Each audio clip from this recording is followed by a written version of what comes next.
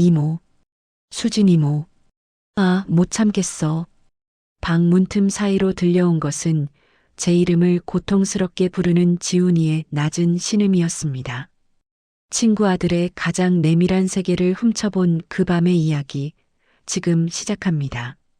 안녕하세요. 늦은 고백의 수진입니다. 지난 일부에서는 남편과 사별한 후 홀로 사는 저의 집에 친구 아들 지훈이가 머물게 되면서 벌어진 아슬아슬한 사고와 묘한 기류를 들려드렸습니다. 제 알몸을 목격한 후 저를 투명인간 취급하며 차갑게 피하던 지훈이. 하지만 그 침묵 속에는 상상조차 못한 뜨겁고 비릿한 진실이 숨어 있었습니다. 아직 일부를 못 보신 분들은 일부부터 보고 오시면 이 고백의 무게를 더 깊이 느끼실 수 있습니다. 보시면서 구독과 좋아요 한 번씩 부탁드려요. 지훈이와의 그 숨막히는 침묵이 열흘째 이어지던 밤이었습니다. 그 열흘은 제 인생에서 가장 길고도 처절한 시간이었습니다. 거실에서 마주칠 때마다 지훈이는 약속이라도 한 듯 고개를 돌렸고 저는 그런 지훈의 뒷모습을 보며 수천 번도 더 자책했습니다. 내가 미쳤지.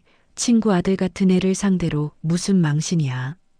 도발에 실패했다는 비참함은 어느덧 제 살결을 파고드는 수치심으로 변해 있었습니다.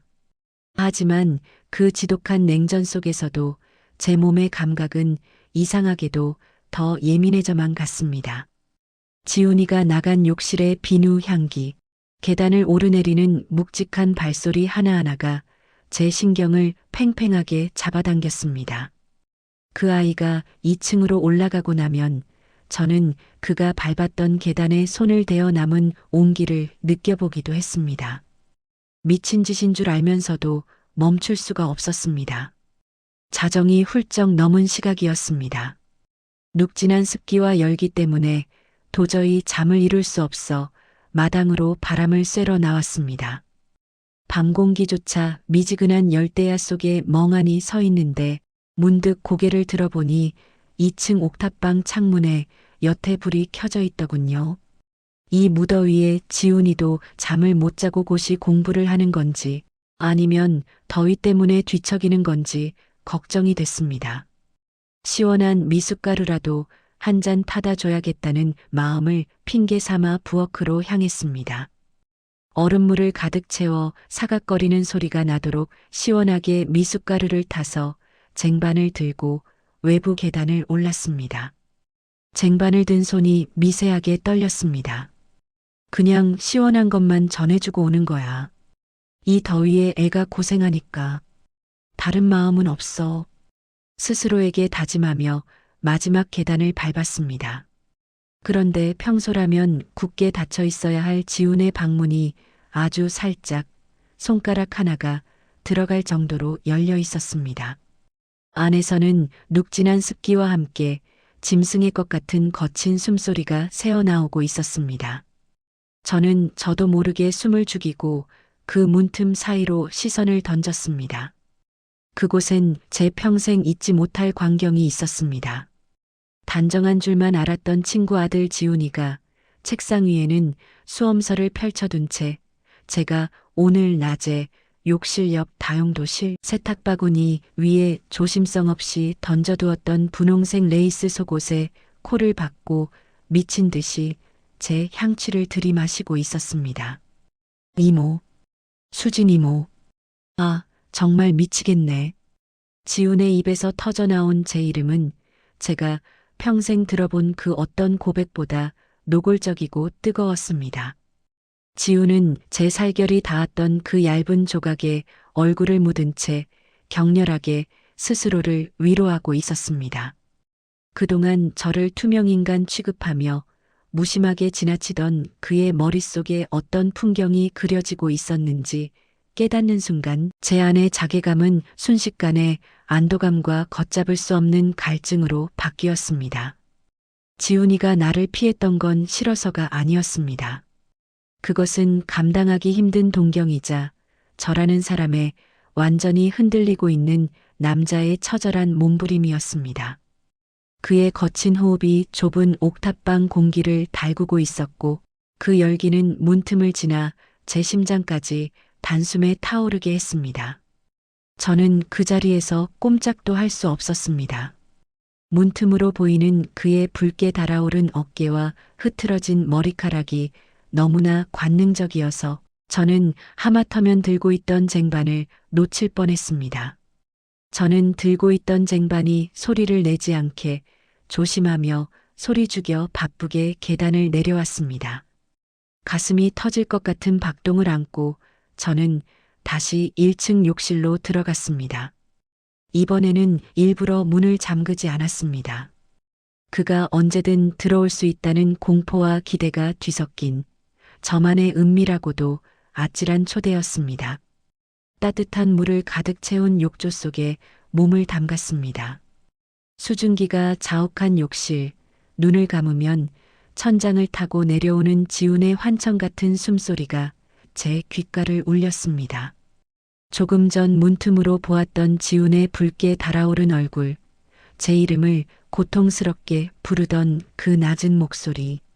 저는 지운의 목소리에 화답하듯 아주 오랜만에 그리고 아주 오랫동안 스스로를 위로했습니다. 욕조 속에서 제 몸이 내지르는 소리 없는 함성이 2층 지운의 거친 호흡과 보이지 않는 끈으로 연결되는 것만 같았습니다. 그 밤 저는 비로소 껍데기뿐이던 삶을 벗어던지고 한 명의 여자로 다시 태어나는 해방감을 맛보았습니다. 그날 이후 저희 사이엔 말하지 않아도 서로의 숨결을 느끼는 기묘한 기류가 흘렀습니다. 그날 이후 저는 조금 더 대담해졌습니다. 지훈이 샤워하러 내려오는 시간을 누구보다 잘 알게 된 저는 일부러 욕실 옆 다용도실 세탁바구니 위에 제 은밀한 속옷들을 조심성 없이 흘려두기 시작했습니다. 레이스가 화려한 조각, 속이 훤히 비치는 실크끈. 그것들은 지훈을 향한 제 은밀한 초대장이었습니다. 지훈이 그것을 몰래 챙기는 기척을 거실에서 느끼며 저는 입가에 야릇한 미소를 띄웠습니다. 지훈은 자신이 은밀한 도둑질을 하고 있다고 믿으며 그 죄책감 섞인 쾌락에 빠져들었고 저는 그가 제가 파놓은 덫에 걸려 허우적거리는 것을 조용히 지켜봤습니다. 그렇게 어느덧 방학이 끝나고 지훈이는 서울로 돌아갔습니다. 이 달콤하고 은밀했던 게임도 지훈과 서울로 돌아가자 막을 내렸죠. 지훈이 떠난 집은 전보다 더 지독한 조용함으로 가득 찼습니다. 저는 다시 적막한 일상으로 돌아왔지만 예전의 무채색 삶으로 돌아갈 수는 없었습니다. 이미 제 마음속에는 붉은 꽃이 걷잡을 수 없이 피어나고 있었으니까요. 3달이라는 시간이 흘렀습니다. 계절이 바뀌고 찬바람이 불어오는데도 제 몸속의 열기는 식을 줄 몰랐습니다. 밤마다 지훈이 머물던 2층 방을 올려다보며 혹은 지훈의 흔적이 남았던 욕실에 홀로 앉아 저는 그가 남긴 뜨거운 숨결을 추억했습니다. 우리 서로의 욕망은 그렇게 해소되지 못한 채 각자의 자리에서 더 걷잡을 수 없이 커져만 가고 있었습니다. 그 커져가는 욕망의 무게에 괴로워하며 밤잠을 설치던 즈음 서울에 있는 명숙이에게서 연락이 왔습니다. 수진아, 정말 미안한데 일손이 너무 부족하네. 가게가 너무 잘 돼서 사람 구할 틈도 없어. 너 서울 올라와서 딱 일주일만 좀 도와주면 안 될까? 지훈이 방 비어 있으니까 거기서 지내면 돼. 너도 기분 전환도 할 겸 한번 올라와. 저는 지훈이가 기숙사로 돌아가 비어 있는 그의 방을 쓰기 위해 짐을 쌌습니다. 서울 명숙이네 집 지훈의 방에 들어선 순간 그의 채취가 은은하게 밴 낯선 공기가 저를 맞이했습니다. 책상 위에 놓인 그의 손때가 묻은 전공 서적들, 옷걸이에 걸린 그의 셔츠, 그 모든 것들이 지훈이가 이제 더 이상 소년이 아닌 한 명의 사내임을 온몸으로 웅변하고 있었습니다. 밤늦게 가게 일을 마치고 지훈의 방으로 들어온 저는 설명할 수 없는 야릇한 기분에 휩싸였습니다. 단순히 잠을 청하는 것만으로는 이 일렁이는 마음을 다스릴 수 없었습니다. 그의 가장 내밀한 세계를 엿보고 싶다는 도저히 거부할 수 없는 호기심이 저를 이끌었습니다. 저는 홀린 듯 지훈의 옷장을 열었습니다. 정리된 옷가지들 사이로 지훈의 채취가 훅 끼쳐왔습니다. 그리고 바로 옷장 한쪽에 작은 종이 상자 하나가 눈에 띄었습니다. 정성스럽게 리본까지 둘러진 그 상자는 마치 누군가 발견해주길 기다리는 어린 새의 둥지처럼 보였습니다. 떨리는 손으로 상자 뚜껑을 연 순간 저는 비명 같은 숨을 들이켜야 했습니다. 그곳엔 제가 우리 집에서 잃어버렸던, 아니 그에게 흘려주었던 제 내밀한 속옷들이 마치 성스러운 유물처럼 정갈하게 보관되어 있었습니다. 하나하나 정성스럽게 개어져 있는 그 조각들을 보며 저는 전율했습니다. 너는 서울에서도 나를 이렇게 품고 살았던 거니? 기숙사에서 나와 집에 올 때마다 이걸 보며 나를 상상했던 거니? 상자 속에 숨겨둔 지훈이의 속마음을 다시 한번 진하게 확인한 순간 억눌려왔던 나의 갈망이 풍선처럼 부풀러 올라 저희 가슴과 머리를 온통 분홍빛으로 물들였습니다. 지훈의 지독한 그리움이 제 온몸을 감싸 안는 것 같았습니다. 그런데 더 놀라운 건 상자 맨 아래, 마치 자기를 발견해달라고 속삭이듯 놓여있던 지훈의 향기가 깊이 밴 남자 속옷 한 장이었습니다. 왜 이 여기에 지훈이의 속옷이 있을까? 혹시 내가 온다는 말을 듣고 일부러 여기에 놓아둔 걸까? 내가 봐주길 원해서? 이런 기대감 섞인 망상 같은 게 다시금 걷잡을 수 없이 피어오르기 시작했습니다. 미쳤어. 그래서 뭐 어쩌려고. 명숙이 아들이잖아. 정신 차려. 안 돼, 그만. 이렇게 불타오르는 망상을 막아보려고 아무리 노력해도 소용이 없었습니다. 저는 방문을 잠갔습니다. 그리고 지훈의 향기가 온 방안을 채우는 듯한 착각 속에서 그 향취에 취해 지훈의 침대에 제 몸을 맡겼습니다. 절정의 순간이 지나고 저는 문득 궁금해졌습니다. 지훈도 나처럼 아직까지 나를 간절히 원해서 아직도 이렇게 소중히 간직하고 있는 것인지, 아니면 잊고 싶은 지난날에 짓궂은 장난감이었는지 말이죠. 꼭 알고 싶다는 도발적인 욕구가 치솟았습니다.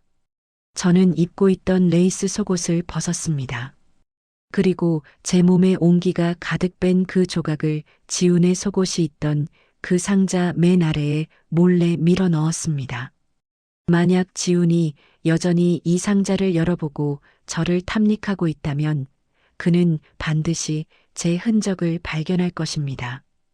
대신 지훈의 향기가 밴 그 남자 속옷은 제 가방 깊숙한 곳에 전리품처럼 숨겨두었습니다. 지훈이가 혼자서 끙끙 앓으며 키워온 그 뜨거운 욕망에 나도 기꺼이 동참하겠다는 확실한 대답이었습니다.